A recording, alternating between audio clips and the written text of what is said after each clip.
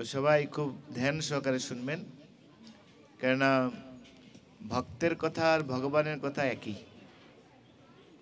যেখানে ভগবান সেখানে ভক্ত, আর যেখানে ভক্ত সেখানে ভগবান।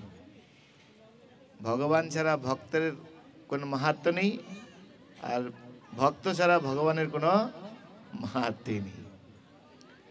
সেজন্য ভক্ত কথা আর ভগবানের কথা দুটিই সমান, বরঞ্চ ভক্তের কথা বেশি আরো পাওয়ারফুল। কেননা ভক্তই শুধু ভগবানকে আমাদেরকে দিতে পারেন, তাই না? কি গান আছে না একটা, বৈষ্ণবের হৃদয়ে সদা গোবিন্দের বিশ্রাম, গোবিন্দ কহেন মম বৈষ্ণব হচ্ছে আমার প্রাণ। কৃষ্ণ সে তোমার, কৃষ্ণ দিতে পারো, তোমার শকতি আছে, আমি ধাই তব পাছে পাছে। আমাদের আচার্যরা অনেক গান লিখে গেছেন, খুব সুন্দর সুন্দর ভজনের মধ্যে এগুলি সব কথাগুলি রয়েছে। সেজন্য অবিরাম দাস ঠাকুর কোনো সাধারণ কেউ নন, সেই বৃন্দাবনের যে শ্রীদাম সখা কৃষ্ণ লীলাতে তিনি হচ্ছেন অবিরাম দাস ঠাকুর।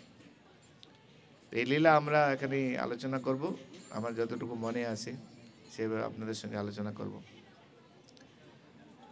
গুগলে যাবেন, উইকিপিডিয়া আছে, উইকিপিডিয়াতে অবিরাম দাস ঠাকুর আচার্যদের জীবনী দেখবেন, সব বর্ণনা করা রয়েছে খুব সুন্দরভাবে সব।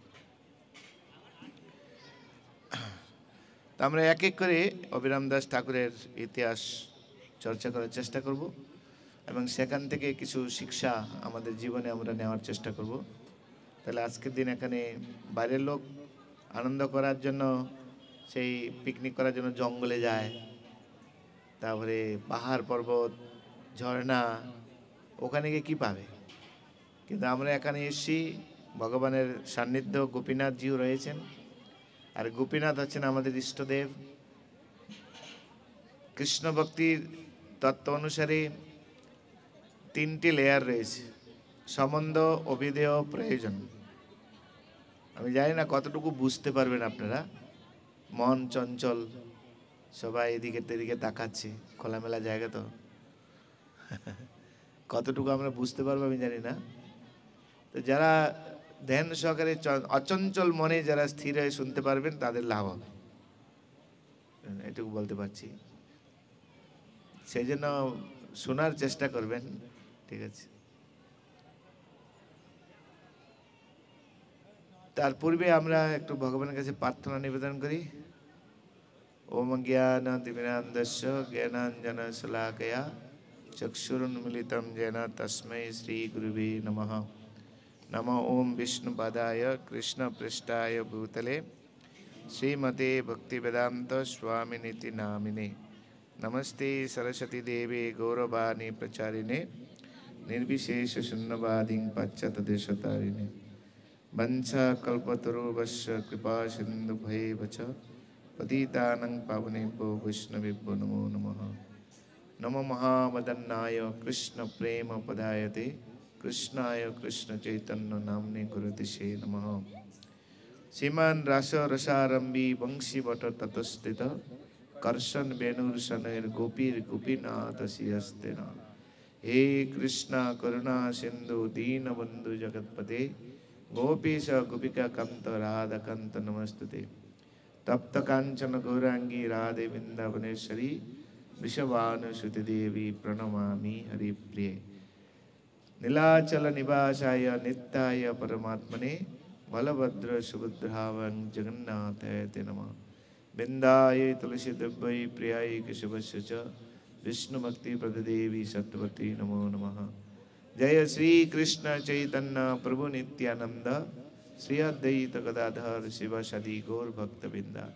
हरे कृष्णा कृष्ण कृष्ण हरे हरे, हरे राम राम राम हरे हरे। খানাকুল কৃষ্ণনগর কি? তো গোপীনাথ আছেন আমাদের প্রয়োজন তত্ত্ব, প্রয়োজন সম্বন্ধ হচ্ছে, ইকুটা কমিয়ে দেন না একটু, ইকুটা কমিয়ে দেন একদম। হরে কৃষ্ণ। আরেকটু কমেন, হরে কৃষ্ণ। হ্যাঁ, ঠিক আছে। তো সম্বন্ধ হচ্ছে রিলেশনশিপ, আত্মীয়তা বন্ধন। তো সম্বন্ধ তত্ত্ব হচ্ছেন মদন মোহনজিও, ভগবান মদন মোহন। বৃন্দাবনে রূপ গোস্বামী, সনাতন গোস্বামী দ্বারা প্রকটিত হন মদন মোহন। তো মদন মোহন আছেন আমাদের সম্বন্ধ তত্ত্ব। আর সম্বন্ধ তত্ত্ব যদি আমরা পুস্তক বা গ্রন্থ আমরা বিচার করি, তাহলে ভগবত গীতা আছে সেই সম্বন্ধ তত্ত্বের প্রকাশ। আর বিগ্রহ আছেন সাক্ষাৎ মদন মোহন। ভগবানের সঙ্গে কি করে আমরা সম্বন্ধ স্থাপন করব, আমি কে, ভগবান কে, ভগবানের সঙ্গে আমার কি রিলেশনশিপ, এই ভগবত গীতায় এইসব বর্ণনা করা রয়েছে। সেজন্য ভগবত গীতার প্রথম সূত্র হচ্ছে আমি কে। আমি কে? আমি হচ্ছে চিন্ময় আত্মা। আমি এই জড় দেহ নেই, আমি কি? চিন্ময় আত্মা। অর্জুনের প্রথম উপদেশ, ভগবানের প্রথম উপদেশ, দেহিনস্মিন যথা দেহে কৌমারম যৌবনং জরা। বা তার আগের শ্লোক যদি দেখি, 11 নম্বর শ্লোক, অশস্যেনন্বসুতম প্রজ্ঞাবাদাংশ ভাষছে গতাসুনা অগতাসুংস নান শুসন্তি পণ্ডিতা। প্রথম শ্লোক, গতি বাহম জাত নাশম নতম নেমে জনাদিবা ন চৈব ন ভবিষ্যম সর্বভয় মতো পরম দেহিনস্মিন যথা দেহে কৌমারম যৌবনম জরা। দেহ পরিবর্তন হয়, কিন্তু আমি কখনো পরিবর্তন হই না, আত্মা কখনো পরিবর্তন হয়। তাই আমাদের পরিচয় কি? আত্মা। তার কি প্রমাণ? আমি ছোটবেলা যেই নামে আছি এখনো সেই নামে আছি, কিন্তু শরীর আমার একরকম। আমার যখন 1 দিন 2 দিন 3 দিন বয়স, তখনই নামকরণ করা হয়। তখন তো আমি এইটুকু থাকি না, গায়ে কোনো পোশাক টোশাক কিছুই থাকে না। তো সেই অবস্থায় নাম দেওয়া হয়, এখনো সেই নাম আছে, মরার পরও আমি পরিবর্তন হচ্ছে না, কিন্তু দেহটা। তাই ভগবদ্গীতার প্রথম শিক্ষা হচ্ছে এখানে দেওয়া রয়েছে সম্বন্ধ তত্ত্ব। তাই সম্বন্ধ তত্ত্বের মূল বিগ্রহ আছেন ভগবান শ্রী মদন মোহনজি। সম্বন্ধ স্থাপন করার পর সম্বন্ধকে আরো গাঢ় করা প্রয়োজন, এগিয়ে নিয়ে যাওয়া প্রয়োজন। কিভাবে আমি তাকে পেতে পারি, তাকে চিরকালের জন্য কিভাবে আমি তার সঙ্গে সম্বন্ধ স্থাপন করতে পারি, যাতে কোনোদিন সম্বন্ধ ভেঙে যাবে না, সেটাকে বলা অবিধেয় তত্ত্ব। আর অবিধেয় তত্ত্বের মূল বিগ্রহ আছেন শ্রী গোবিন্দ দেব। ভগবানকে আরো কি করে আপনি কাছে পেতে চান, গোবিন্দ দেব আছেন সেই বিগ্রহ। আর গ্রন্থ যদি আপনি দেখতে চান, তাহলে গ্রন্থ আছে শ্রীমদ্ ভাগবতম। কেন ভাগবতমে বর্ণনা করা রয়েছে ভগবানের সঙ্গে যদি আপনি সম্বন্ধ ঘনীভূত করতে চান, তাহলে কি করতে হবে। দেখো কুন্তী দেবী, মাতা কুন্তী দেবী কিভাবে ভগবানের সঙ্গে সম্বন্ধ স্থাপন করেছেন। দেখো ভীষ্মদেব কিভাবে ভগবানকে স্তুতি করেছেন। দেখো ধ্রুব মহারাজ কিভাবে ভগবানকে স্তুতি করেছেন। দেখো মাতা কপিল দেব তার মাতা দেবহূতিকে কিভাবে জ্ঞান প্রদান করেছেন। মাতা যদিও তার পুত্র, তিনি ভগবান সাক্ষাৎ কপিল দেব, কিন্তু তাকে যখন উপদেশ প্রদান করেন ভক্তিযুগের, সেই ভক্তিযুগ লাভ করে মাতা দেবতী কিভাবে পুত্রকে সম্বোধন করেছেন, তার প্রতি ভক্তি বাসনা করেছিলেন। দেখো ধ্রুব মহারাজকে, দেখো চতুর্থ স্কন্ধে, পরপর স্কন্ধে ধ্রুব মহারাজ কিভাবে ভগবানের মহান ভক্ত হয়ে গেছেন। দেখো ধ্রুব মহারাজ তো কোনো বাসনা করে গিয়েছিলেন, কিন্তু সেই ভগবানের যখন ভক্তি করলেন তখন কত বড় ভক্ত হয়ে গেছেন। সেই ধ্রুব মহারাজ সশরীরে বৈকুণ্ঠে চলে যান, দেহ ত্যাগ করতে হয়নি ধ্রুব মহারাজকে। দেখো প্রহ্লাদ মহারাজকে, দেখো ভক্তির কোনো বয়স নেই, 5 বছর বয়স থেকেও ভক্তি করতে পারো। আর তুমি যদি সিরিয়াসলি ভক্তি করো, তাহলে তুমি ভগবানকে সাক্ষাৎ তুমি লাভ করতে পারো। তো ভগবানের সঙ্গে রিলেশনশিপ হচ্ছে মদন মোহন। সে রিলেশনশিপকে কি ঘনীভূত করতে চান, তাহলে বিগ্রহ হচ্ছেন গোবিন্দদেব।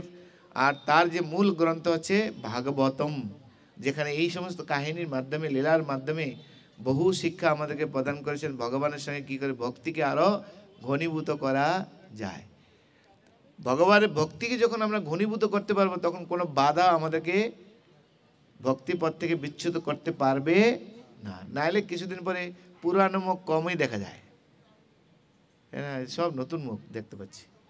2 বছর আগে যা দেখেছি এখন নেই, কোথায় গেল, হারিয়ে গেল না সিদ্ধিপ্রাপ্ত হয়েছে, বুঝতে পারছি না। ছেলেদেরকে দেখা যাচ্ছে কিছু কিছু প্রভুজিদেরকে, মাতাজি সব নতুন, তো পুরানো লোক গেল কোথায় সব? তো আজ সিদ্ধিপ্রাপ্ত হয়ে ভগবদ্ধামে চলে গেছেন, আর নয় হারিয়ে গেছে। কেন না? রিলেশনশিপ ঘনীভূত নয়, ভগবানের সঙ্গে গাঢ় সম্পর্ক নেই। আর গাঢ় সম্পর্ক না থাকার জন্য একটুখানি এদিক সেদিক হলেই বাস পালিয়ে যাব। এখন সাধন করো, ভজন করো, আমাদের জীবনের উদ্দেশ্য কি? সেই উদ্দেশ্যটা হচ্ছে আমাদের প্রয়োজন হওয়া উচিত কৃষ্ণ প্রেম, কৃষ্ণ ভক্তি, অবশেষে ভগবান ধামে ভগবানের নিত্য সঙ্গ লাভ, তাকে বলা হয় প্রয়োজন। সাধন করো, ভজন করো, মরতে জানলে হয়।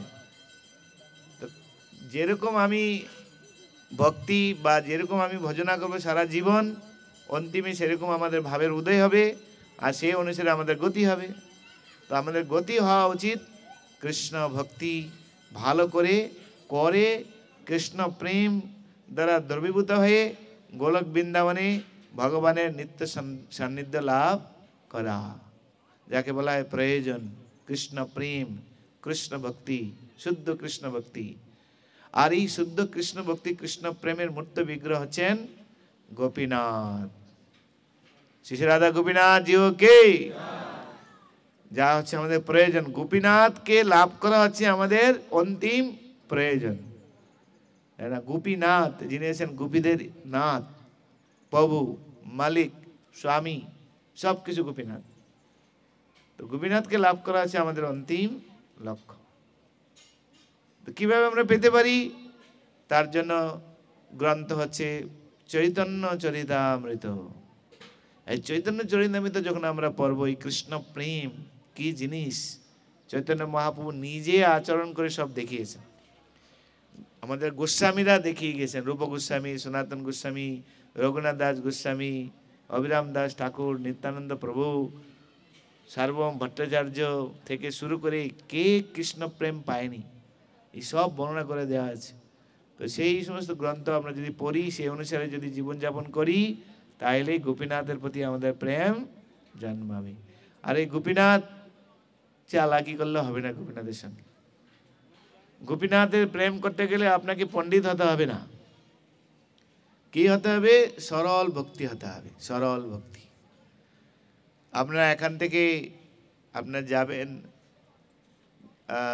জাজিগ্রাম, শ্রীখণ্ড, শ্রীখণ্ডতে রঘুনন্দন, মুকুন্দ দত্তের ছেলে রঘুনন্দন দত্ত সরলভাবে গোপীনাথকে, আবার অগ্রদ্বীপে যাবেন, সেখানে গোবিন্দ ঘোষ ঠাকুরের শিবিগ্রহ গোপীনাথজিও রয়েছেন, সেখানে আপনি যাবেন। সরলভাবে তারা সেবা করেছিলেন। রঘুনন্দন ছিলেন ছোট্ট ছোট্ট শিশু, তো বাবা অন্যত্র কোথাও যাবেন, তাই ছেলেকে বলে গেছেন তুই আজকে ভগবানকে ভোগ লাগাবি। তো মাকে, স্ত্রীকে বলে গেছেন ও ভোগ লাগে। মেয়েরা সাধারণত ভগবানের অর্চা বিগ্রহ মন্দিরে যায় না, অর্চা করতে পারে না বৈদিক রীতি অনুসারে। তাই রঘুনন্দন ছোট্ট বাচ্চা ছেলে, তখন তিনি মা ভোগ সাজিয়ে দিয়েছেন, ভোগ নিয়ে গিয়েছেন, গিয়ে বলছেন গোপীনাথ খাও। গোপীনাথ তো পাথরের বিগ্রহ খায় নাকি, চুপচাপ আছেন। রঘুনন্দন বলছেন প্রভু খাও।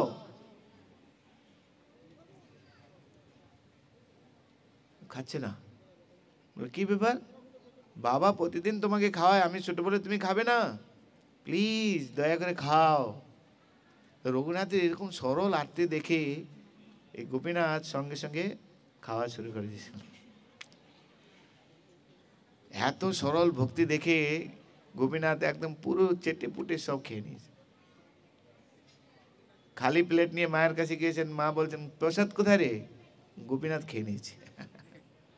তো মা ভাবছেন এত বছর ধরে ওর বাবা ভোগ লাগাচ্ছে, কোনোদিন তো খালি প্লেট আসে না, আজকে খালি প্লেট এসে খিদা লেগেছে, খেয়ে নিয়েছে। না হয় তো দরজা খুলে চলে গেছে, কুকুর এসে খেয়ে নিয়েছে, কিছু একটা হবে। না মা সত্যি বলছি, গোপীনাথ খেয়েছেন। তারপরে 2 দিন পরে মুকুন্দ দত্ত এসছেন, এসে জিজ্ঞা, তখন স্ত্রী সব বলছেন খুলে। তো মুকুন্দ দত্ত বিশ্বাস করেছেন, হ্যাঁ হতে পারে, কেননা রঘুনন্দন আমার ছেলে হলো, ভগবানের প্রতি তার যে অগাধ শ্রদ্ধা, অগাধ প্রেম, সরল বিশ্বাস, সরল ভক্তি হতেও পারে। তো স্ত্রীকে বলছেন, ঘরে কোনো বস্তু আছে ভগবানকে ভোগ লাগানো যাবে? বলে হ্যাঁ আছে, নাড়ু আছে। নাড়ু নিয়ে আসো। নাড়ু নিয়ে আসেন। তো ছেলেকে বলছেন, রঘুনাথ যা আজকে ভোগ লাগাও, আমি তো এসছি সবে মাত্র, তুমি ভোগ লাগাও। তো ভোগ লাগাতে গিয়েছেন, আর এই ফাঁকে পিতাজি ওই ঘরের ফাঁক দিয়ে সব দেখছেন কি হচ্ছে, কিন্তু গোপীনাথ আজকাল আবির্ভূত হচ্ছেন না। বারবার বারবার বলছেন, কান্না করছেন। তার এই আরতি দেখে না থাকতে পেরে তিনি প্রকাশিত হয়েছেন, হয়ে ওই নাড়ু খাবেন, আর্ধেক মুখ দিয়েছেন। যেই আর্ধেক মুখ দিয়েছেন, সঙ্গে সঙ্গে মুক্তানন্দ দরজা খুলে গোপীনাথ গোপীনাথ অজ্ঞান হয়ে গেছে, পুরো অজ্ঞান হয়ে গেছে। আর ভগবান সঙ্গে সঙ্গে নাড়ু সহ আবার পাথরের যেরকম বিগ্রহ ছিল সেরকম হয়ে গেছে, আর্ধেক নাড়ু আর্ধেক হাতে। আজ থেকে প্রায় 30-40 বছর আগে এই বিগ্রহ সেখানে ছিল। এখন আর কি করে অপ্রকট হয়ে গেছে জানা নেই, কিন্তু ছিল। এখন প্রতিমূর্তি আছে ওখানে, সেই বিগ্রহ আপনি যাবেন, জাজিগ্রাম, শ্রীখণ্ড, মুকুন্দ দত্ত, নরহরি দাস ঠাকুর, তাদের শ্রীপাঠ ওখানে, শ্রীনিবাস আচার্য, তাদের শ্রীপাঠ ওখানে। শ্রীখণ্ড আছে মুকুন্দ দত্ত, নরহরি দাস ঠাকুরের শ্রীপাঠ, আর আছে জাজিগ্রাম আছে শ্রীনিবাস আচার্য ঠাকুর শ্রীপাঠ। তার পাশে রয়েছে কাটোয়া, কাটোয়াতে যেখানে মহাপুর সন্ন্যাস গ্রহণ করেছিলেন, কেশব ভারতী যেখানে ভজন কুটির ছিল, যেখানে মহাপ্রভুকে সন্ন্যাস দীক্ষা দিয়েছিলেন। অপূর্ব জায়গা, অপূর্ব স্থান, এগুলি আপনারা জাননি, যাওয়া উচিত। বারবার শুধু এখানেই এক জায়গায়, তো নেক্সট ইয়ারে চেঞ্জ করা উচিত। দিয়ে কালনা আছে, কালনা অম্বিকা কালনা, আদি সপ্তগ্রাম, আদি সপ্তগ্রামে সেখানে রঘুনাথ দাস গোস্বামীর শ্রীপাঠ, সেখানে বলরাম আচার্য, যদুনন্দন আচার্যের শ্রীপাঠ, ঝরু ঠাকুরের শ্রীপাঠ সেখানে রয়েছেন। সেখানে উদ্ধারণ দত্ত ঠাকুরের শ্রীপাঠ, নিত্যানন্দ প্রভুর পার্শ্বদ উদ্ধারণ দত্ত, যেরকম অভিরাম দাস ঠাকুর নিত্যানন্দ প্রভুর পার্শ্বদ, উদ্ধারণ দত্ত ঠাকুরের নিত্যানন্দ প্রভুর পার্শ্বদ। কৃষ্ণেরও সখা রয়েছে, বলরামেরও সখা রয়েছেন। বলরামের সখার মধ্যে যারা যারা রয়েছেন তার মধ্যে অভিরাম ঠাকুর একজন। এবং এই গৌরলীলাতেও ওনারা নিত্যানন্দ প্রভুর তারা সহপাঠী ছিলেন। তো এইভাবে গোপীনাথ এক জাগ্রত বিগ্রহ, ভক্তের সরল ভক্তি তিনি গ্রহণ করেন। সেম লীলা হয়েছিল অগ্রদ্বীপ, এখনো অগ্রদ্বীপের মেলা হয়। গোপীনাথ এখনো ধরা গলায় দেন। গোবিন্দ ঘোষ ঠাকুরের তিরুভাব তিথিতে গোবিন্দ এখনো ধরা গলায় নেন। তার ছেলে মারা গিয়েছিল, তো গোবিন্দ ঘোষ ঠাকুর কান্না করছেন। তো গোপীনাথ বলছেন, তুমি কান্না করছো কেন? বলে আমার একমাত্র ছেলে, সে মারা গেল, তার জন্য কান্না করবো না? বলে আমি তো তোমার ছেলে। তখন গোপীনাথ রাগ করে, তুমি কি আমার পিণ্ড দিবে? মরলে কি তুমি আমার পিণ্ড দিবে? ছেলে চলে গেল, পিণ্ড কে দিবে এখন? বলে কেন আমি দেবো? আমি কথা দিচ্ছি, তুমি যদি মরে যাওয়ার পর তোমাকে আমি পিণ্ড দেব। যেদিন গোবিন্দ ঘোষ ঠাকুর অপ্রকট হন, সেই দিনেই ভগবান সঙ্গে সঙ্গে অটোমেটিক সাদা বস্ত্র, গলাতে যেরকম একটা কাপড় দেয় না, কি একটা লোহা দিয়ে কাঁচা, তারপরে হাতে একটা লাঠি থাকে, তার না কোমরে ইয়ে থাকে, কি বলে, আসন থাকে, কম্বলের আসন, একদম অবিকল বেশ ধারণ করেছেন ভগবান। তখন সবাই বুঝতে পেরেছেন যে এই গোপীনাথজি নিঃসন্দেহে এই আমাদের গোবিন্দ ঘোষ ঠাকুরের পুত্র রূপে তিনি নিজেকে স্বীকার করেছেন। গোপীনাথের এরকম বহু লীলা রয়েছে। তাই সুতরাং গোপীনাথ হচ্ছে আমাদের প্রয়োজন, আলটিমেট লক্ষ্য, আলটিমেট গোল। তাই সুতরাং ভজন করছি, সাধন করছি, লক্ষ্য যেন এটা আমাদের থাকে। ঠিক আছে, হরে কৃষ্ণ, গোপীনাথ জিও কে। ওকে, এবার আমরা আসি মূল পর্ব, যেই স্থানে আমরা এখানে এসি। অ্যাকচুয়ালি অভিরাম দাস ঠাকুর যখন প্রথম এই স্থানে আসেন, পাশে একটা বকুল বৃক্ষ গাছ রয়েছে দেখবেন, ওই বকুল গাছের তলায় তিনি ওখানে বিশ্রাম করছিলেন। তখনই এই গোপীনাথজির স্বপ্নে এসেছিলেন। স্বপ্নে এসে বলছেন যে আমি এখানে আছি, আমাকে এখানে উদ্ধার করো, উদ্ধার করে আমার সেবা পূজা করো। তখন এই রবিরাম ঠাকুর কুড়িয়ে কুড়িয়ে যেই জায়গা দেখিয়েছিলেন ভগবান, সেখান থেকে এই গোপীনাথ বিগ্রহকে তিনি লাভ করলেন। সেই থেকে বিগ্রহ এখনো রয়েছে সেখানে। কি অপূর্ব বিগ্রহ, আপনি কাছ থেকে দেখলে বুঝতে পারবেন। এমন কারুকার্য করা সুন্দর অপূর্ব বিগ্রহ, দেখবেন আপনি। তো অভিরাম দাস ঠাকুর কৃষ্ণলীলাতে তিনি ছিলেন শ্রীদাম সখা। কৃষ্ণ যখন বৃন্দাবন ত্যাগ করে মথুরায় যান, তখন সকলকে বলে গিয়েছিলেন যে আমি কালকেই চলে আসবো। শ্রীরাম, বলরাম আর কৃষ্ণের সঙ্গে একটা আলাদা সম্পর্ক ছিল। শ্রীরাম হচ্ছে কে? রাধারানীর ভাই শ্রীরাম। তো শ্রীরাম তিনি কৃষ্ণকে বলছেন, তার কাতরতা দেখে কৃষ্ণ বলছেন, ভাই চিন্তা করিস না, কালকেই আসবো।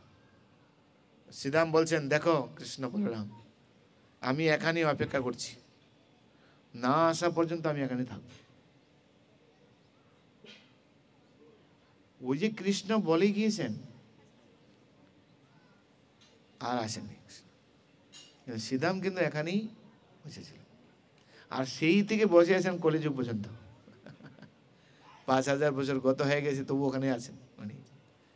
তো 5000 বছরে কি না পরিবর্তন হয়। 500 বছর আগে এখানে বড় বড় রাজপ্রাসাদ ছিল এইসব জায়গায়। পাশে রয়েছে আপনার রাজা রামমোহন রায়ের বাড়ি, সেটা 200 বছর আগের কথা, 200-250 বছর আগের কথা।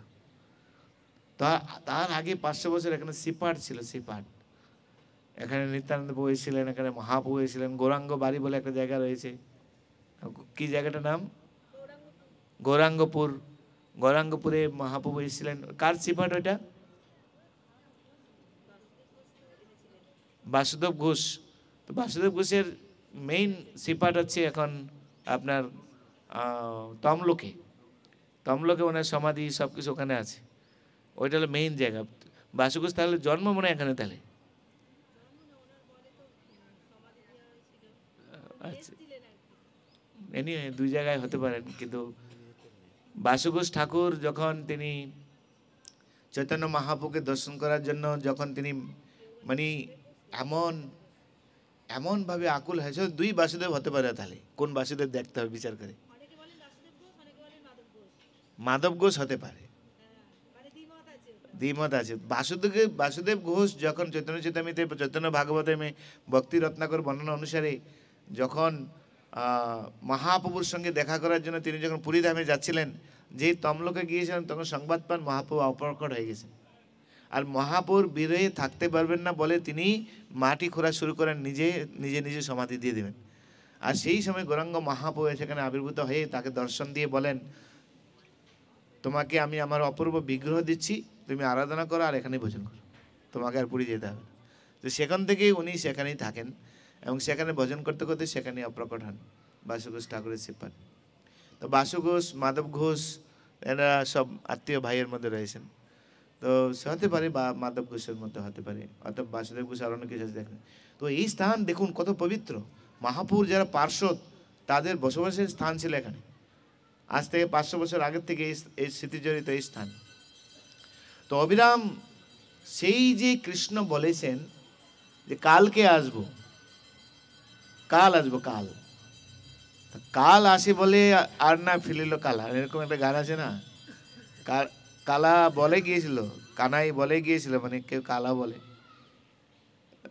যে কাল আসবো বলে আর না আসিলে ফিরে কালা, মানে আর আসেনি, প্রায় 100 বছর আসেনি, এরকম বর্ণনা করা হয়। 100 বছর এই কাহিনী আছে, এর লীলা আছে, আমি এদিকে যাচ্ছি না। কিন্তু শ্রীদাম সেখানেই বসেছিলেন। কালক্রমে দাপর যুগ শেষে যায়, কৃষ্ণ অপ্রকট হয়ে যান, বলরাম অপ্রকট হয়ে যান, শ্রীদাম কিন্তু অপেক্ষা করছেন। অ্যাকচুয়ালি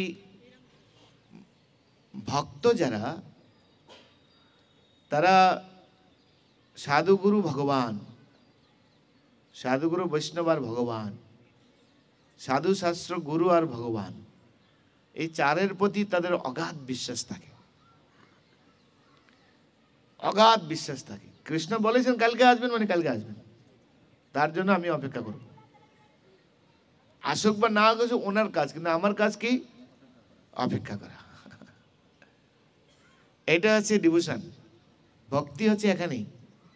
যে সাধু মহাত্মা শাস্ত্র এবং ভগবান আমাদেরকে যেভাবে নির্দেশ দিবেন সেটাই শুধু আমরা পালন করব। তা আমাদের কাজ হচ্ছে তাদের প্রতি ভক্তি করা, তাদের প্রতি বিশ্বাস দৃঢ় করা।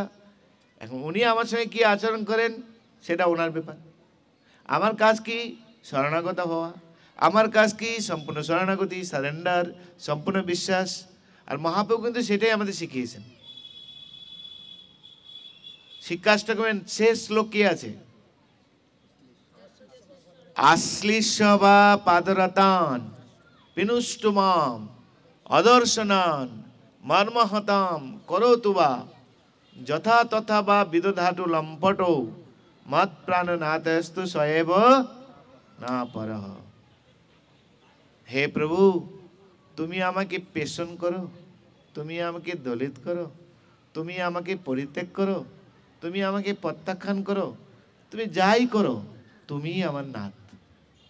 তুমি ছাড়া আমার কোনো গতি, গোপীনাথ আমারও ভরসা তুমি। আমার আর অন্য কেউ ভরসা নেই, তুমি ভরসা। তুমি আমাকে মারো, কাটো, ত্যাগ করো, গ্রহণ করো, পরিত্যাগ করো, যাই করো, তুমিই নাথ আমার। এইটা হচ্ছে ভক্তি। শ্রীরাম এইটাই আমাদের শেখাচ্ছেন যে ভগবান আসলো না, যেটা ভগবানের কাজ, কিন্তু আমার কাজ কি ভগবানের জন্য এই বিশ্বাস যদি কারো থাকে তাহলে সেই শুদ্ধ ভক্ত। যেরকম ভক্তিবিনোদ ঠাকুর,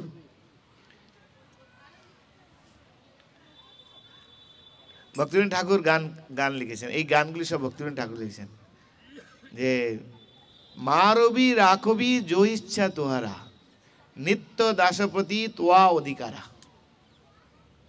তুমি আমাকে মারো, তুমি আমাকে রাখো, এই তোমার অধিকার আছে। কেন? আমি তোমার দাস। আর দাসের কোনো স্বতন্ত্র স্বাধীনতা থাকে না। দাস তো মানে মালিকের ইচ্ছা অনুসারে চলবেন। তুমি তো ঠাকুর, তোমার কুকুর বলিয়া জানো মোরে, এটা হচ্ছে দাসের কাজ। তো শ্রীদাম কিন্তু সেই অপেক্ষা করছেন। কালক্রমে কলিযুগ আগত হলো, কলিযুগ 5000 বছর গত হলো। আজ থেকে 500 সামথিং বছর পূর্বে চৈতন্য মহাপ্রভুর পূর্বে বলরাম নিত্যানন্দ প্রভুরূপে একচক্র আবির্ভূত হয়েছেন। আর চৈতন্য মহাপ্রভু নবদ্বীপ ধামে আবির্ভূত হয়েছেন। মহাপ্রভুর অন্যান্য পার্শ্বদরা সবাই আবির্ভূত হয়েছেন। অদ্বৈত আচার্য প্রভু থেকে শুরু করে নারদমণি থেকে শুরু করে নারদমণি গদাধর পণ্ডিত শ্রীমতী রাধারানী গদাধর পণ্ডিত রূপে আবির্ভূত হয়েছেন। নারদমণি শ্রীবাস ঠাকুর রূপে আবির্ভূত হয়েছেন। মহাশঙ্কর্ষণ কারণদক সাহেব বিষ্ণু, তিনি অদ্বৈত আচার্য প্রভু রূপে আবির্ভূত হয়েছেন।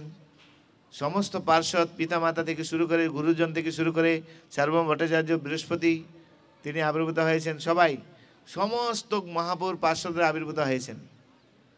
নিত্যানন্দ প্রভু তখন ছোট অবস্থায়, বছর কত বছর বয়স হবে, 8-12 বছর না কত বছর বয়স, সেই অবস্থায় তখন তিনি ঘর ছেড়ে বেরিয়ে যান। বেরিয়ে গিয়ে সারা তীর্থ পর্যটন করেন, সারা পৃথিবী পর্যটন, ভারতবর্ষ প্রদক্ষিণ করেন। করার পরে লাস্টে তিনি বৃন্দাবনে গিয়েছেন।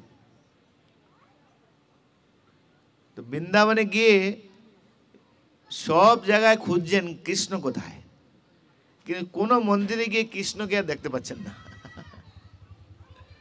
তো সবাইকে জিজ্ঞাসা করেছেন কৃষ্ণ কোথায়, বিগ্রহ আছে, সব বিগ্রহ থাকা সত্ত্বেও জিজ্ঞাসা করে কৃষ্ণ কোথায়। তার মানে মহাভাব প্রকাশ পেয়েছে নিত্যানন্দ প্রভু। তো যারা বিজ্ঞ ব্যক্তি ছিলেন নিত্যানন্দ প্রভুর এই ভাব বুঝে তখন তারা বলছেন কৃষ্ণ এখন এখানে নেই, কৃষ্ণ এখন চলে গেছে নবদ্বীপে।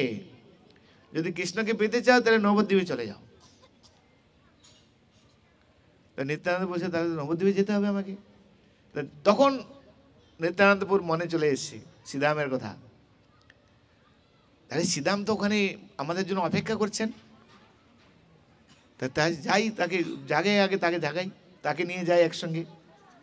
তখন শ্রীরাম যেই জায়গায় তিনি দাঁড়িয়েছিলেন অপেক্ষা করছিলেন সেই স্থানে জঙ্গল, 5000 বছর গত হয়েছে মানে কি হবে, যেই জায়গা অট্টালিকা ছিল সেই জায়গা হয়তো জঙ্গল হয়ে গেছে। ইতিহাস সাক্ষী। 200 বছর আগে ভারতবর্ষের কত বড় বড় জমিদার ছিল, এখন কি? কিছুই নেই। বড় কত তো সাম্রাজ্য ছিল, কিছুই নেই। তো নিত্যানন্দ প্রভু সেই স্থানে গিয়ে বলছেন, শ্রীদাম, বলুন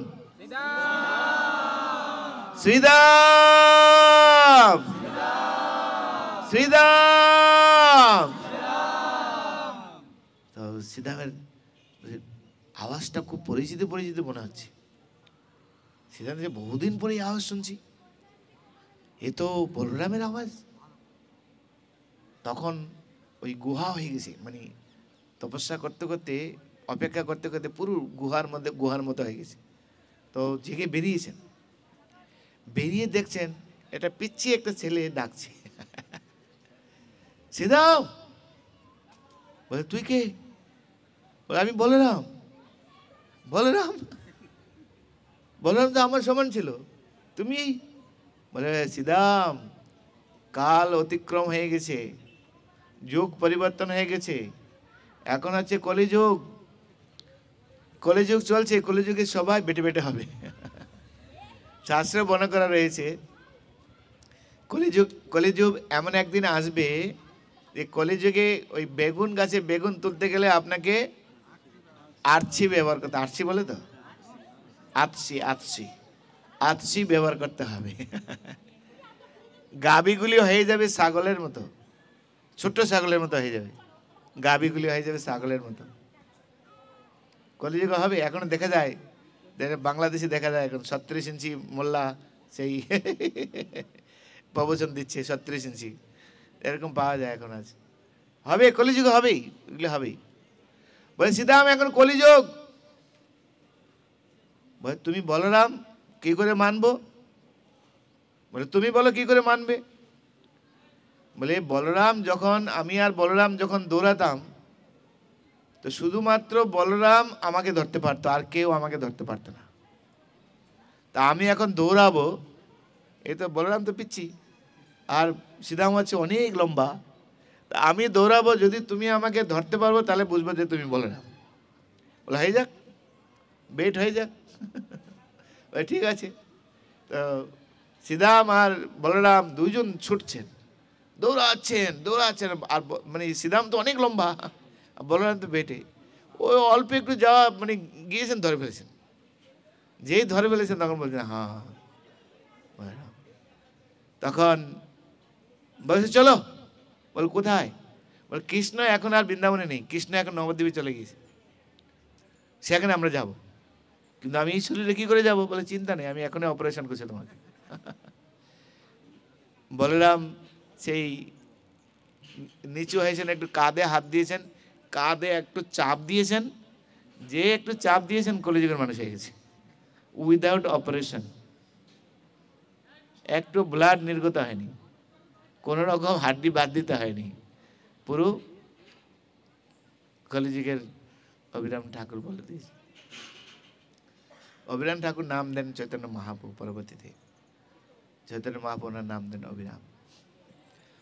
তো বলরাম আর অভিরাম ঠাকুর তিনি চলে এসছেন। কথিত আছে যে আস্তে আস্তে আস্তে আস্তে অভিরাম ঠাকুর এখানে থেকে যান, আমি এখানে কিছুদিন থাকি, তুমি যাও, পরে আমি আসছি। তো অভিরাম দাস ঠাকুর তখন এখানে এসে প্রথম এখানে যে বকুল বৃক্ষ রয়েছেন, সে বকুল বৃক্ষের তলায় বসছিলেন। সেখানে বসার পর তিনি যখন তন্দ্রায় যান, তখন ভগবান গোপীনাথ তার স্বপ্নে আসেন। স্বপ্নে এসে তখন তাকে বলেন যে আমি এখানে আছি, আমাকে এখানে উদ্ধার করো। তো কোন যুগ থেকে গোপীনাথ এখানে আছেন তার কোনো হিসাব নেই। সেই জন্য বলা যেতে পারে এই স্বয়ম্ভু বিগ্রহ। যখন ভক্তের মাধ্যমে ভগবান যখন প্রকটিত হন, তখন তাকে বলা হয় স্বয়ম্ভু বিগ্রহ। আর ওই বিগ্রহের পাওয়ারফুল, খুব খুব পাওয়ারফুল। তো অভিরাম দাস ঠাকুর তিনি এখানে থাকেন। নিত্যানন্দ প্রভু বাংলায় চলে যান। ওখানে গিয়ে প্রথমে আরিয়দহ, তারপরে খড়দহ, তারপরে পানিহাটি, তারপরে এইসব স্থানে যখন তিনি প্রচার করতে শুরু করেন, তারপরে আদিসপ্তগ্রাম, এসব প্রচার করতে করতে কালনাতে সূর্যদাস পণ্ডিতের, সূর্যদাস সার্কেলের দুই কন্যা বসুধা এবং জাহ্নবা, দুইজনের সঙ্গে বিবাহ করেন। তো সেই সংবাদ সব অভিরাম দাস ঠাকুর পান।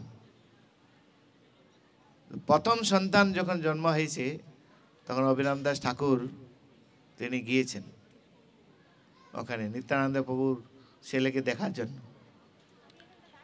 তো নিত্যানন্দ প্রভু সাক্ষাৎ ভগবান বলরাম, আর তার যে সন্তান হবে সে কি সাধারণ কেউ হবে? সাধারণত কেউ হবে না। তো নিত্যানন্দ প্রভুকে বলছেন, নিতাই তো ছেলেকে নিয়ে আয়, দেখবো। ছেলে নিয়ে এসছেন, আর তখন ভাবের আবেগে নিত্যানন্দ প্রভুর ছেলে বলে একটা প্রণাম করেছেন, আর যে প্রণাম করেছেন সঙ্গে সঙ্গে ছেলে মারা গিয়েছে। অভিরাম দাস ঠাকুর এত পাওয়ারফুল ছিলেন, বিগ্রহকে প্রণাম করা হবে, যদি বিগ্রহ সত্যিকারের না হয় বিগ্রহ পুরো ফেটে যাবে, চৌচির হয়ে যাবে, বিগ্রহ চৌচির হয়ে যাবে। কথিত আছে বিষ্ণুপুরের যে মদন গোপাল, বিষ্ণুপুরের মদন মোহন, এখন আছে বাগবাজারে মদন মোহন, ওখানে বিশাল বড় কাহিনী। সে মদন মোহন কীভাবে ওখানে গেল, আগে বিষ্ণুপুর ছিল। সেই বিগ্রহ চৈতন্য মহাপ্রভু এক ব্রাহ্মণকে দান করেছিলেন। তো বীরহাম্বীর রাজা যখন কোনো কারণে জঙ্গলে গিয়েছেন, সে ব্রাহ্মণের বাড়িতে গিয়েছেন, সেই বিগ্রহকে দেখে তার লোভ হয়ে যায়। তো ব্রাহ্মণকে বলেন, আমি যা টাকা লাগে দেবো, বিগ্রহকে দেন, কিন্তু বিগ্রহকে দেননি। তখন চুরি করে বীরহাম্বীরা চুরিতে এক্সপার্ট ছিলেন, তো চুরি করে সেই বিগ্রহ নিয়ে এসে প্রতিষ্ঠা করেন এখানে। প্রতিষ্ঠার খবর শুনে যখন তিনি ব্রাহ্মণ সেখানে এসে দর্শন করতে যান, সেই বিগ্রহ থেকে রাজাকে বলেন, আমার বিগ্রহ আপনি রিটার্ন দেন। বলেন, না, আপনার যা টাকা লাগে বলুন আমি দেব, যা অর্থ লাগে বলুন আমি দেব, কিন্তু বিগ্রহ দেব না। তো রাজা তখন রাজাকে অভিশাপ দেন যে তুই যেরকম আমার বিগ্রহকে আমার ঘরছাড়া করেছিস, আজকে আমি এই বিগ্রহের অবর্তমানে আমি জীবন ত্যাগ করবো, একদিন এই বিগ্রহ তোমাকে ছেড়ে চলে যাবে আর তোমার সব বংশ শেষ হয়ে যাবে। কালক্রমে সেই পরবর্তীতে সেই বিগ্রহ ওখানে থাকেন, প্রতিষ্ঠা করা হয়। গোপাল সিং যখন রাজা ছিলেন তখন অভাব অনটন হয়, তখন এই মদন মোহন স্বপ্নে দর্শন দিয়ে বলেন যে তুমি যাও কলকাতায় সেখানে ওরকম ব্যবসায়ী রয়েছে, তার কাছে যাও, তার কাছে আমাকে বন্ধক রেখে কিছু টাকা নিয়ে এসে রাজ্যকে চালাও, পরে না হয় দিয়ে দেবে। তো সেখান থেকে টাকা নিয়ে আসেন, এসে রাজ্য যখন ঠিক হয়ে যায় তখন আবার ফেরত দিতে চান, তখন ওই সে আবার দেয়নি, কেন ওনার যে কন্যা ওকে ভালোবেসে ফেলেছেন।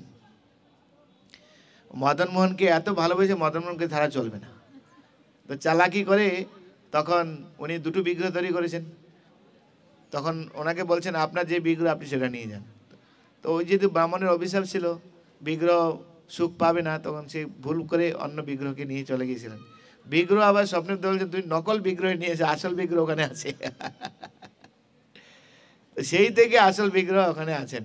তো অভিরাম দাস ঠাকুর সেই বিগ্রহ দর্শন করতে গিয়েছিলেন। মদন মোহন রাজার জন্য কামান দাগিয়েছিলেন গোপাল সিংয়ের জন্য। বর্গীদের আক্রমণ যখন হয় রাজ্যে, তখন এই মদন মোহন নিজে সেই মনুষ্য রূপ ধারণ করে গিয়ে কামান দাগিয়ে সমস্ত শত্রুকে তিনি পরাস্ত করেছিলেন গোপাল সিংয়ের সময়ে। তো সেই গোপাল বিগ্রহ দর্শন করার জন্য যখন এই অভিরাম দাস ঠাকুর যান, বিগ্রহ অরিজিনাল, কিন্তু সেবা পূজা ঠিক মতো হচ্ছিল না, তা যেই প্রণাম করেছেন একটু বেঁকে গিয়েছে, এখনো বাঁকা অবস্থায় রয়েছে বিগ্রহ, ওখানে একটু বাঁকা অবস্থায়। অভিরাম দাস ঠাকুরের কাছে দুটো মানে ঐশ্বরিক শক্তি ছিল। এক, যাকে প্রণাম করেন যদি অরিজিনাল বিগ্রহ না হয় ফেটে যাবে, চৌচির হয়ে যাবে, আর যদি অরিজিনাল বিগ্রহ হয় তাহলে কিছু হবে না, মানে বিগ্রহের মধ্যে সাক্ষাৎ ভগবান যদি বিরাজিত থাকেন। আর আরেকটা ছিল জয়মঙ্গল চাবুক, ওই চাবুক দিকে যাকে মারবে সে কাঁদবে না, সে কি করবে, কৃষ্ণ প্রেমে বিভোর হয়ে হরে কৃষ্ণ কৃষ্ণ কৃষ্ণ হরে হরে, হরে রাম রাম রাম হরে হরে, এরকম কীর্তন করবে। তো নিত্যানন্দ প্রভু যখন দেখলেন মারা গিয়েছেন, আর বসুধা জান্নবাদ কি হবে আপনি চিন্তা করে দেখুন। তো এইভাবে যতবার একটা করে সন্তান হয় ততবার যান আর ততবার মরে যায়, এর ইতিহাস রয়েছে। তারা কারা ছিলেন এর ইতিহাস রয়েছে। একে একে নিত্যানন্দ প্রভুর ৬৬টি সন্তান প্রণাম করেন আর মরে যায়। সপ্তম সন্তান রূপে গঙ্গা দেবী, সাক্ষাৎ গঙ্গা দেবী আবির্ভূত হন নিত্যানন্দ প্রভুর সন্তান রূপে। ওনার নাম হয় গঙ্গা মাতা। পরবর্তীতে অষ্টম সন্তান যখন জন্ম হয় তখন নিত্যানন্দ প্রভু সবাইকে বলে দিয়েছেন এই সংবাদ কাউকে জানানো হবে না, বিশেষ করে অবিরাম যেন না জানতে পারে। তো কালক্রমে সমস্ত বৈষ্ণবের মুখে এটা চলে এসছে যে নিত্যানন্দ প্রভুর একটা পুত্র সন্তান হয়েছে, তাই তার নামকরণ অনুষ্ঠানে সবাইকে নিমন্ত্রণ করা হচ্ছে। তো সবাই যাচ্ছে। তো বৈষ্ণবেরা নিত্যানন্দ প্রভুর ছেলের অন্নপ্রাশন হচ্ছে লোকে মুখে শুনে সব বৈষ্ণবেরা যাওয়া শুরু করেছেন দর্শন করার জন্য। আর নিত্যানন্দ প্রভুর ছেলে যে হবে সে তো আর সাধারণ কেউ হবে না, নিঃসন্দেহে সে অন্যরকম হবে। তো অবিরাম দাস ঠাকুরের সঙ্গে এক বৈষ্ণবের দেখা। বলে, প্রভু আপনি যাচ্ছেন না খড়দহতে? বল, কি খড়দহ? বলে, নিত্যানন্দ প্রভুর ছেলে হয়েছে। বলে, হ্যাঁ ছেলে হয়েছে, আচ্ছা তো আপনি আপনি নিমন্ত্রণ পাননি? বলেন, না আমি তো নিমন্ত্রণ পাইনি। তো আপনি যাবেন না? বলে, যাবো না মানে? আমার বন্ধুর ছেলে হয়েছে, আমি যাব না? আর ও নিমন্ত্রণ করুক বা না করুক, আমি যাব সেখানে। তো এইভাবে বৈষ্ণবরা চলে গিয়েছেন, সব বৈষ্ণবে চলে এসেছেন। অভিরাম ঠাকুর বলতে, আপনারা যান, আমি পরে যাচ্ছি, পরে আসছি আমি। তো এখন অভিরাম দাস ঠাকুর যাচ্ছেন, নিত্যানন্দ প্রভু তার আগে যত নাই ছিল, যত নৌকা ছিল, এই পারে ওপারে যত নৌকা ছিল, মাঝি ছিল, সবাইকে ডেকেছেন। ডেকে বলছেন, এই আমার আদেশ, সমস্ত নৌকা তোমরা ডুবিয়ে দাও, কোনো যেন নৌকা পারাবারের জন্য যেন না থাকে। সব নৌকা ওনারা ডুবিয়ে দিয়েছেন। এবার অভিরাম দাস ঠাকুর এসেছেন, এসে দেখছেন কোনো নৌকা নেই, কোথাও নৌকা নেই, সব নৌকা জলের মধ্যে আছে, ডুবে আছে। কি হলো, অসুবিধা কোথায়? উত্তরীটা নিলেন, উত্তরীটা নিয়ে নদীতে পেতেছেন, গঙ্গাতে। আর উপরে উঠলেন, উত্তরে কহে যাও, উপরে চলে যাও।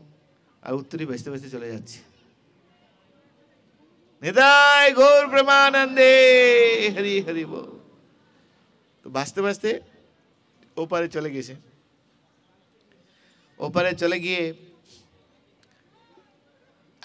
নিত্যানন্দ শুনতে পেয়েছেন যে অভিরাম চলে এসছে। তাই সঙ্গে সঙ্গে ওই সন্তানকে পুরো লুকিয়ে রেখে দিয়েছেন। বসুধা, জাহ্নমা মাতা একজন লুকিয়ে রেখে দিয়েছেন। আর নিত্যানন্দ গিয়ে দেখেছে, কিরে নিতাই ভালো আছিস? বলে, হ্যাঁ ভালো। কিছু শুনছি, কি উৎসব বৈষ্ণবেরা এসে, তাই উৎসব। বলে, আমার খুব খিদে লেগেছে, আমাকে খেতে দাও, আগে আমাকে খেতে দাও, খুব খিদে লেগেছে।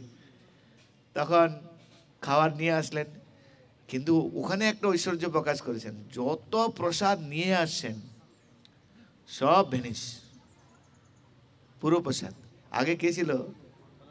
বলরাম না, খাওয়ার অভ্যাস তো ছিল না, প্রত্যেক বাড়িতে গিয়ে মাখন চুরি চুরি করে সব খেতেন, তো খাওয়ার অভ্যাস ছিল। অবশেষে নিত্যানন্দ প্রভুর নির্দেশে খাওয়া বন্ধ করেছেন।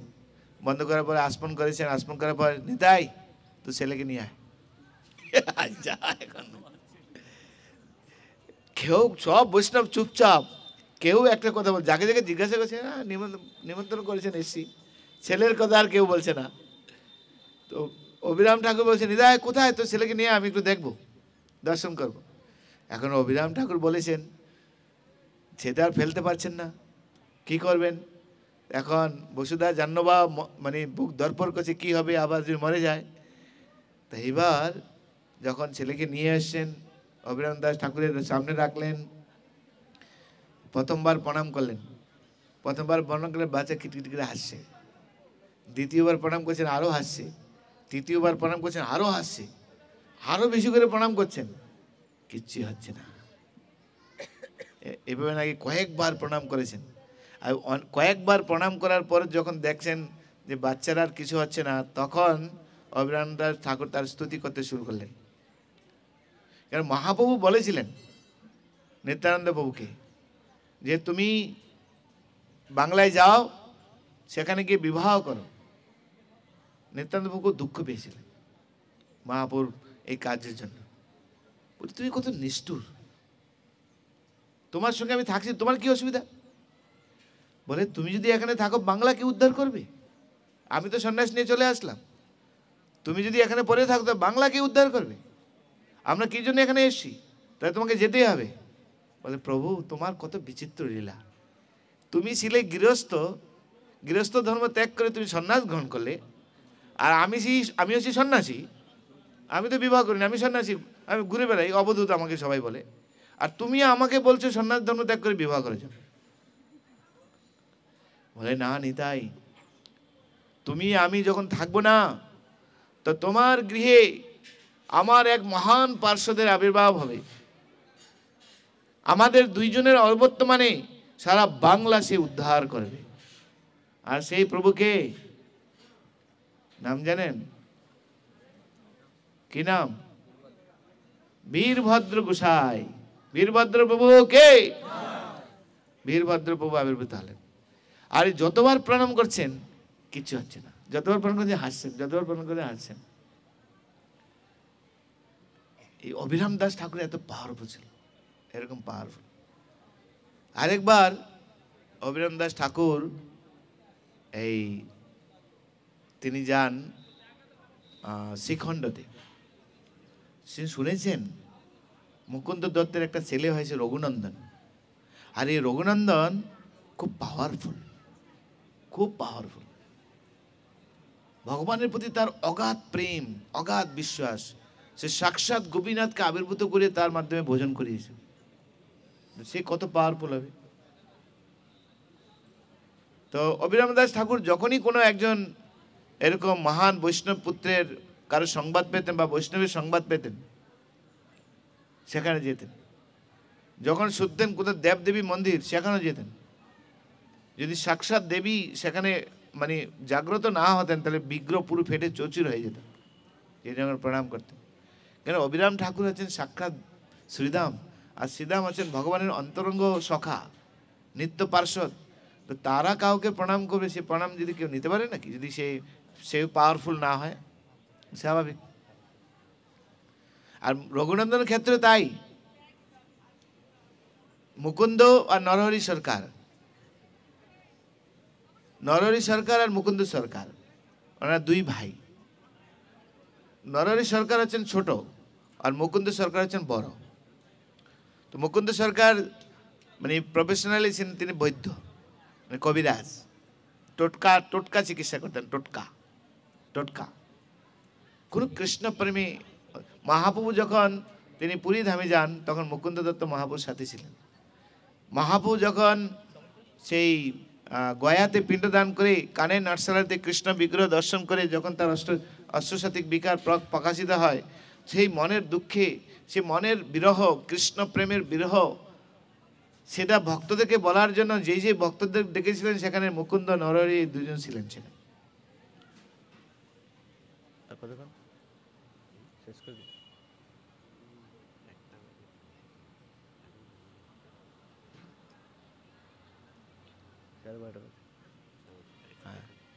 ওকে।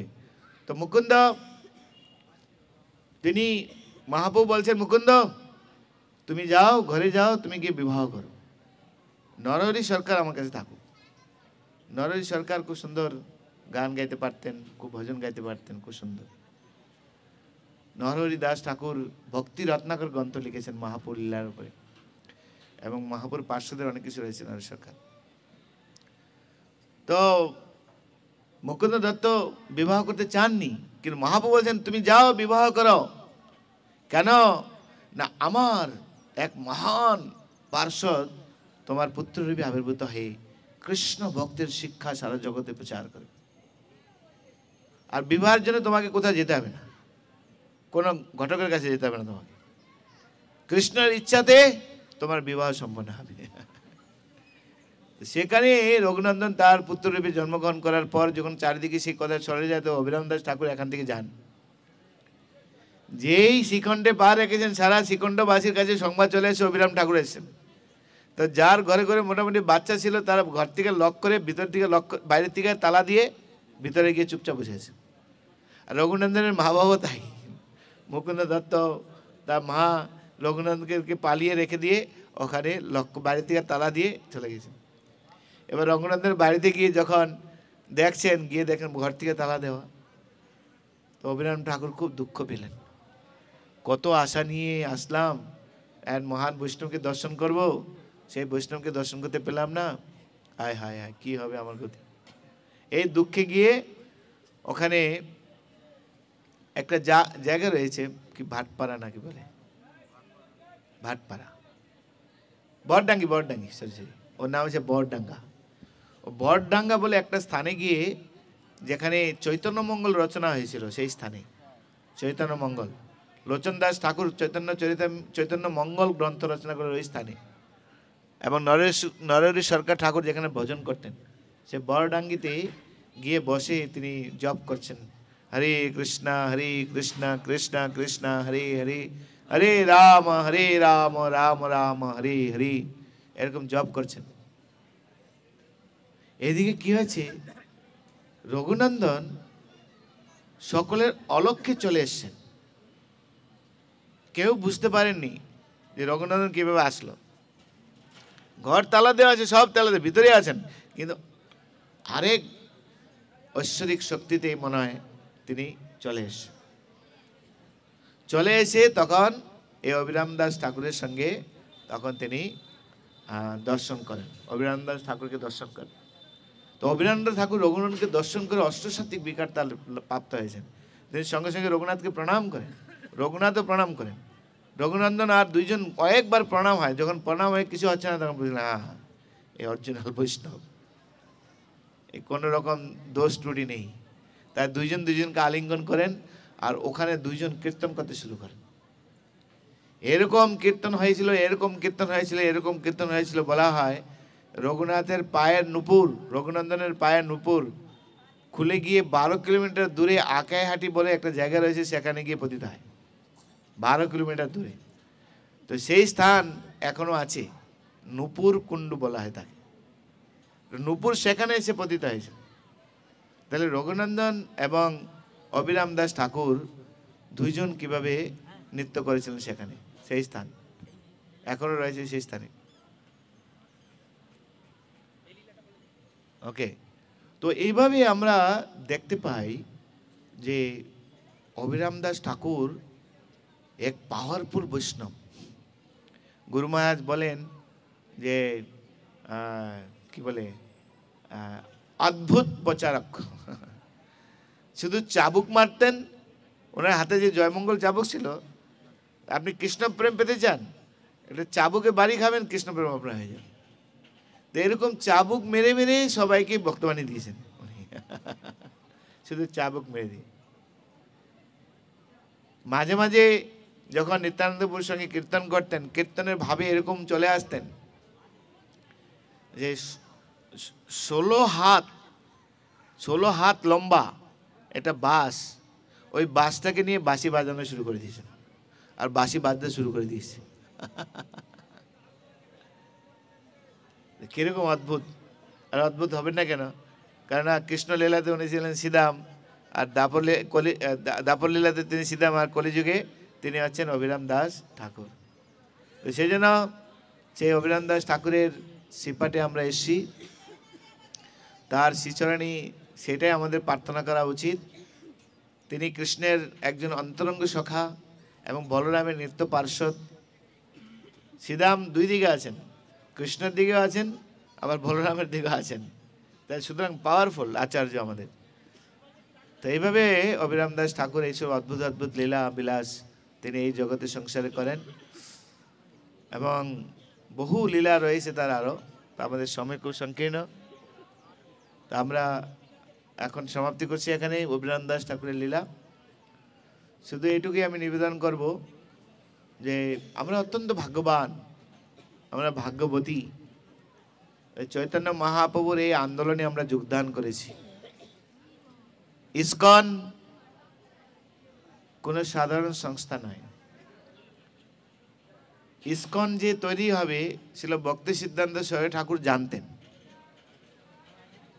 সেজন্য প্রভুপাদ গৌরীয় মঠে থাকলেও গৌড়ীয় মঠের কোনো দায়িত্ব ভক্তি সিদ্ধান্ত সরকার ঠাকুর প্রভুপাদকে দেননি।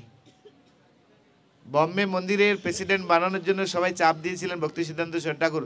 অভয় বাবু খুব পাওয়ারফুল, ভালো কালেকশন করতে পারে, ভালো বলতে পারে, তো বম্বে মন্দিরের দায়িত্ব যদি ওনাকে দেওয়া হয় আমাদের গৌড়ীয় মিশনের, তাহলে ও সুন্দরভাবে চালাতে পারে। তো ভক্তি সিদ্ধান্ত সরকার ঠাকুর বলেছিলেন নো, আমি অভয়কে এই ছোটখাটো দায়িত্ব দেবেন, ওর জন্য আলাদা সেবা রেখে দিয়েছেন। দায়িত্ব দেননি। তখন তো প্রভুপাদ গৌড়ীয় মঠই ছিলেন, তখন গৃহস্থ ছিলেন তো প্রভুপাদ। তো ইসকন যে হবে, মহাপ্রভু 500 বছর আগে ভবিষ্যৎবাণী করেছেন, পৃথিবীতে আসে যত নগরাদি গ্রাম সর্বত্র প্রচার হবে মোর নাম। তা আজকে দেখুন, আমরা কখনো কল্পনা করেছি নাকি এরকম গ্রামে গঞ্জে হবে? প্রথম যখন আমি উদয়নারায়ণপুরে আছি, তখন তো নীলাচল প্রতিপুরী একজন ভক্ত ছিল শুধু, তখন কেউ ভক্ত ছিল না। প্রভু সেই উদয়নারায়ণপুর থেকে প্রত্যেক শনিবারে রাত্রিবেলা গিয়ে পৌঁছাতেন কলকাতায়, সকালবেলা লিডারশিপ ক্লাস করবেন, ভাগবত ক্লাস করবেন, গীতা ক্লাস করে তারপরে রাত্রিবেলা প্রসাদ পেয়ে বেরোবেন, রাতে এসে পৌঁছাবেন ঘরে, পরের দিন আবার অফিস। এবার 7-8 বছর পড়ার পর ওনাকে চাপ দেওয়াতে উনি গিয়ে বলেন আপনি ক্লাস শুরু করুন আপনার ওখানে। তো সেখান থেকে ক্লাস করতে করতে 20 জন, 30 জন, 40 জন ওনার বাড়িতেই ক্লাস শুরু হতো। তারপরে এইসব মহা রথীরা ওনাকে সাথ দিলেন, আমাদের ফণীভূষণ বলরাম প্রভু, তারক প্রভু, তারপরে রবীন্দ্রা প্রভু, তারপরে অন্যান্য আরও ভক্তরা, তারা যেহেতু সাথ দিলেন, সাথ দেওয়ার জন্য আজকে গ্রামে গ্রামে কীভাবে ভক্ত সংখ্যা বাড়ছে। ভক্ত যদি না হয় ভগবান আনন্দিত হন না। আপনারা এখানে এসেন, নিঃসন্দেহে গোপীনাথ খুব আনন্দিত হচ্ছেন। আপনারা এখানে এসেন, নিঃসন্দেহে অবিরাম দাস ঠাকুর খুব আনন্দিত হচ্ছেন। আর ভক্তদের মন্দিরে আসা উচিত। যারা কাছাকাছি এখানে এসেন, প্রতিদিন একদিন করে গোপীনাথকে দর্শন করে দিয়ে আসেন। বাড়িতে যদি একটা ভালো ফল হয়, সে ফলটা এসে গোপীনাথকে একটু দিয়ে যাবেন। আর ভক্তের নৈবেদ্য ভগবান খেতে ভালোবাসেন। ভক্তের দ্রব্য ভগবান কেড়ে কেড়ে খান, অভক্তের দ্রব্য ভগবান উল্টিয়ে না চান। এই সমস্ত মন্দির এখানে যারা পরিচালনা করছেন, তারা যেহেতু রক্ষণাবেক্ষণ করছেন, তাই এখন আমরা দেখছি অনেক স্থান রয়েছে পুরো লুপ্ত হয়ে গেছে, কিন্তু এখানে অভিরাম দাস ঠাকুরের খুব জাগ্রত আছে দেখছি।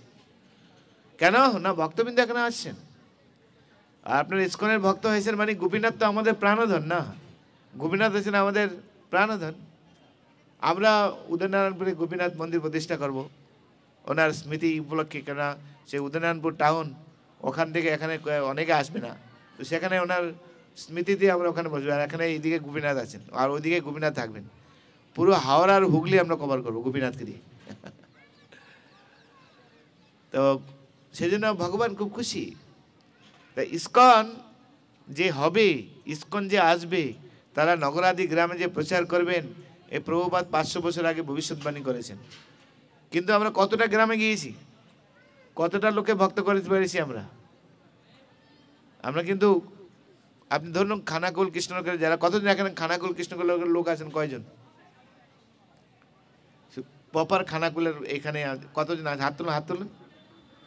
এখানকার স্থানীয় তো বেশি লোক নেই, অল্প লোক।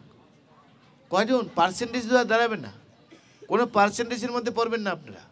কিন্তু খানাকুলে কত লোক আছে, তা সবার কাছে আমাদের পৌঁছতে হবে, গোপীনাথের কথা তাদেরকে বলতে হবে। গোপীনাথই আমাদের একমাত্র ভরসা। তো এইভাবে যদি আমরা প্রচার করি, তাহলে অবশ্যই আমরা গোপীনাথের কৃপা আবিষ্কার লাভ করব। এবং মহাপুর ভবিষ্যৎবাণী, পৃথিবীতে আসে যত নগরাদি গ্রাম সর্বত্র প্রচারিত হবে মোর নাম। অভিরাম দাস ঠাকুর, নিত্যানন্দ প্রভু যখন এই জগতে ছিলেন, তখন এখানে কেউ অভক্ত ছিল না, সব ভক্ত ছিল, সবাই বৈষ্ণব হয়ে গিয়েছিল। কিন্তু কালের প্রভাবে আবার মোগল সাম্রাজ্য, তারপরে বর্গীদের আক্রমণ, ব্রিটিশদের আক্রমণ, এরকম টিভি, সিনেমা, তারপরে হোয়াটসঅ্যাপ, তারপরে ফেসবুক, তারপরে ইউটিউব, এই সব এসে সব ভক্ত বানিয়ে দিয়েছে সবাই। তো সেখান থেকে আমাদেরকে ভক্তদেরকে আবার পুনরায় জাগ্রত করাতে হবে। কীভাবে জাগ্রত করাবো? এই হরিকথা, কৃষ্ণ কথা, ভগবত গীতার কথা। ভগবত গীতা আগে জানাতে হবে, কেন ভগবত গীতা হচ্ছে সম্বন্ধ তত্ত্ব। ভগবত গীতার মাধ্যমে আমরা ভক্ত থেকে রিলেশনশিপ তৈরি করতে পারি কৃষ্ণের সাথে। এছাড়া সম্ভব না ভগবত গীতা বাদ দিয়ে। ভগবত গীতা বাদ দিয়ে যদি আপনি কৃষ্ণ ভক্তি অনুশীলন করতে চান, আপনি আপনার ভক্তি নড়বড়ে হয়ে যাবে। ভক্তি করবেন আপনি, কিন্তু সহজিয়ার মধ্যে ভাব দেবেন। কিন্তু যখন ভগবত গীতা আপনি শিখবেন, তারপরে যদি আপনি ভক্তি করেন, আপনার ভক্তি খুব পাওয়ারফুল হবে, একদম পাংচুয়ালিটি হবে।